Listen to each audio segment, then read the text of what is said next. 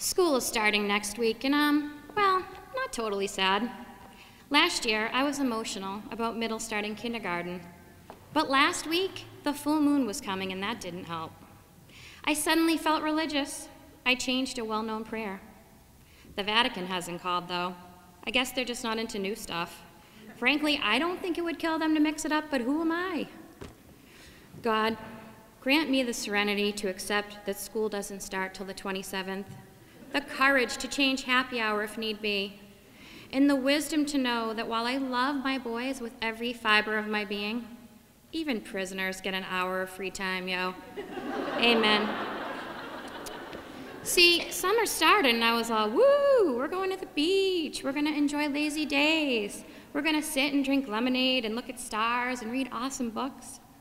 And then little people burped and farted and literally waved their tushes in my face and inquired, do I have poop in my butt? Seriously. And so now I can't stand the sound of my own voice. I'm sweating and kind of tired. Flush the toilet, wash your hands. Stop leaving your undies under the bathroom vanity. Ugh. Womp, womp, womp. The questions, the thousands of questions, mostly from one of them. Not just questions for me, questions for total randoms. On vacation, he asks the 75-year-old woman next door, so, do you rent or own? Who asks people that? We don't, I swear. We're chatting with a woman and her young daughter at a pool, and he inquires, so, where's your husband? She tells him, I don't have a husband. And he shouts, you don't have a husband? Everyone needs someone to kiss. My own sister is divorced, but he has to hit up a stranger about the mysteries of where divorcees get kisses. We get new neighbors at home, and shocker, he goes for it. So, where do you and your husband work, he asks. We both work at Fidelity. So, is that like a restaurant or a store? What is that? I'm like, oh, it's sort of like a bank where your tiny college fund is, which you will clearly not need because you have no boundaries. And we'll probably start selling timeshares in the 5th grade, which is good because by then I will have lost my ever-loving mind, and I will likely need round-the-clock care. Don't skip now. Remember who wiped your arse 5,439 times. This one won't sit still. The energy is just boundless, but he is sunshine and light. He's the sweetest and the most loyal. When the doctor asks him this summer, have you been reading every day? He looks back at me. He looks at her. He looks back at me and says, possibly? Because he's trying to stick up for me, because he knows we should have been. Yet despite our grand plans, some days we just shower off the dirt and plunk ourselves in front of a show instead. We did, I admit it. Stop, though. We have timeshares to fall back on. You'll be fine. Someone picks on this kid's brother, and he's all Donnie Wahlberg, pre-New Kids on the Block. Look out.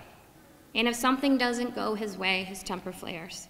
He's the first to pitch a fit, to challenge me and wind me up, and ask me why, 1,000 whys. I wonder if he has ADD, so I Google it.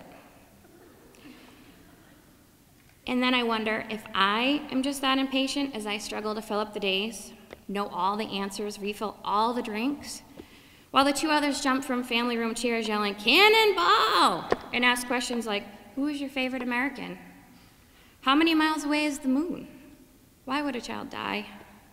Is Jesus skinny because all the blood runned out of him when he was nailed to that board? I fear I just don't have all the answers. I say the wrong thing, I do the wrong thing. My Jesus answer, I think, was pretty good, though. I said I thought he was skinny because there was no Mickey D's and no cars then. People ate right and walked everywhere. I don't know why Pope Francis hasn't called me yet. I hear he calls people all the time. What the heck? Pickets are missing from my fence and curtains are askew. Nothing stays clean, things are sticky, and every morning is Groundhog Day as I pick up the assortment of socks and shoes and Beyblades around the house, and I howl after I step on an errant Lego, barefoot. Pinterest is a distant memory. How would I ever make cupcakes that look like minions and create my own art when I can hardly keep my floor and my kids clean? And when we have a play date over, brother's friend from school and his mom, who I don't know well, The kid whips out a Bud Light 40 from the fridge. You'd believe me if I said that was left over from my 40th, right? He swings the bottle with gusto and says, "This is my mom's drink," at 11 a.m. I'm not that bad. And yet, when I smashed my pinky toe on a clunky basketball sneaker left astray in the middle of the kitchen floor tonight, the one who chose to stay behind to hang with Mama, to look at family photos while Daddy took the other two on an errand, rushes to help. It's throbbing, and I'm fighting back, letting loose a litany of words that would make a sailor blush. "Would you like some ice? I can wrap it in a towel," he says. "Why don't you sit down?" He pushes the ottoman towards the sofa and puts a pillow on the ottoman. "Here, put your foot up." He leaves the room, comes back with a water and a pack of frozen corn for my toe. And I realize that there will be plenty of time for reading, a whole lifetime. He has so much to learn, and he will learn, but being loyal and loving and compassionate, he already has in spades. We're ready for school. We're ready. Amen.